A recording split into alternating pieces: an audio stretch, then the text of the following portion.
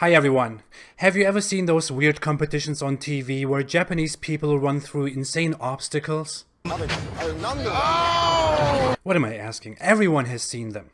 Well, in Islam, the path to heaven is just like Takeshi's castle. You're probably wondering what I'm talking about, even though there is a thumbnail and a title. I'm talking about a challenge after death that most Muslims believe in. Because according to Sunni Islam, it is required to believe in it. And in Shia Islam, it is one of the basic tenets of the faith.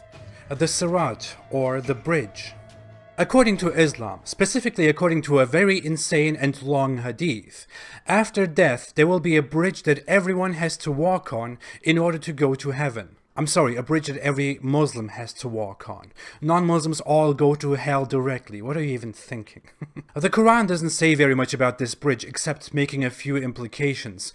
But the Hadith explain us in very many details how this bridge is and what it is. According to narrations by Muhammad, after death, everyone will gather for the judgment. Allah will first deal with the non-Muslims, such as Jews and Christians, and will send them directly to hell after mocking them a bit. They will say, "We want water." Then it will be said to them, "Drink." And they will fall down in hell instead. Allah is very funny, as you can see. The remaining ones, the Muslims, will then have a bridge laid down in front of them. Under the bridge is hell, with its fire almost reaching the bridge. And in front of them is the path to paradise, where Allah waits for His pure, pious Muslims to pass the bridge. But not every Muslim will make it over the bridge.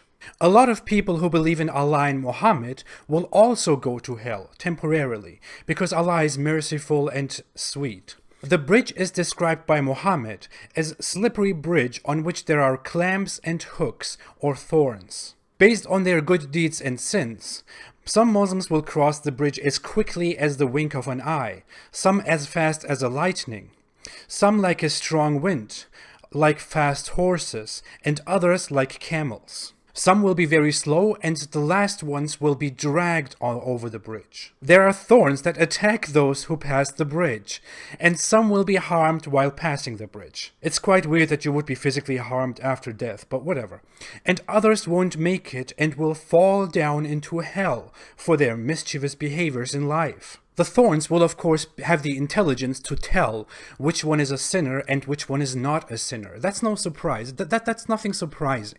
Okay? Even hands can speak in the Islamic afterlife. The bridge is also narrower than hair and sharper than a sword. Those Muslims who fall into hell will be taken out of hell afterwards by Allah for the sake of Muhammad.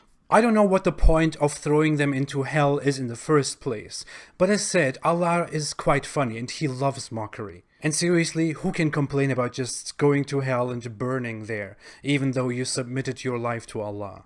Anyway, after this weird ritual is over, and all sinning Muslims have suffered enough by getting their bodies burned over and over again, the Muslims will be in paradise, and the non-Muslims will burn in hell for all eternity.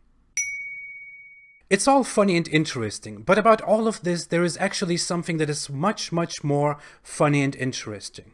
Okay, actually two things. The concept of the bridge is not part of Christianity or Judaism, which is the reason why Christians and Jews are surprised by hearing about this. Considering that this bridge is really an essential part of belief and afterlife, if Allah is the same God of the Bible, then why was this bridge never introduced in the Bible to Christians and Jews? Okay, Muslims claim that the Bible was falsified by Jews and Christians, but even if that was true, what would be the point of removing this bridge from the faith? I mean, it doesn't harm their faith, it doesn't benefit them in any way, it makes no sense. Why would they do that? There is no explanation that makes sense, and I'm really curious right now. Point 2, and this is much more interesting. It is not found in Christianity and Judaism, but it is found in a religion that Islam mysteriously took many things from. Zoroastrianism. This ancient Persian religion has also a bridge called the Shinvat Bridge, also called Bridge of the Requiter or Bridge of Judgment. Although the Zoroastrian belief in this bridge is far more sophisticated, it has clear similarities to the Islamic bridge. It is a bridge to heaven, and it is accompanied by blazing fire. Every soul has to go over it. The bridge will appear good and easy to those who had good thoughts, words, and deeds in life, and it will appear narrow and scary to those who did evil in life. The wicked ones among people will be taken by a demon and put into a place where they will be punished. The good ones will pass it. They will be taken by a good spirit and go to a good place, and afterwards they meet their God or their highest spirit, Ahura Mazda. As you can see, there are only some differences, like that everyone walks on the bridge, that spirits pick you up from there, and that the Zoroastrian story doesn't have some annoying thorns. Other than that, the story sounds scarily similar. It almost looks like Muhammad stole... No, he wouldn't do that, would he? No, he wouldn't do that. Now, an Islamic apologist would explain this by saying that Zoroastrians apparently had some right and good teachings that were probably inspired by Allah at some point. But seriously? A semi-polytheistic religion has the right answer to something Islamic, and the Abrahamic religions don't have the answer at all? They don't even know of that? From my perspective, it looks very much like Muhammad taking something from non-Abrahamic beliefs, inserting them in Islam, and then selling them as Abrahamic and Islamic. You can try really hard and explain why this bridge never appeared among Christians and Jews and in the Bible. But it would be just that, trying hard. Then you could go on and try to explain why Zoroastrianism, a religion much older than Islam, has the exact same teaching.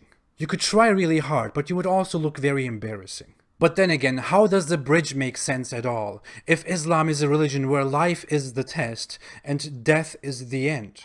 Why would Allah even bother putting a bridge there and playing with Muslims? What's the point? There is nothing left to learn, nothing left to test. You are dead already.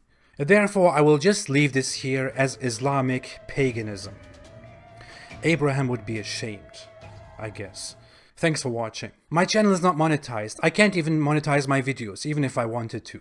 So you can watch all videos without any ads. If you want to support my cause, you can do so on Patreon. The link is below in the description. I appreciate all your support very much. Thanks again, have a great weekend, and stay away from Islam.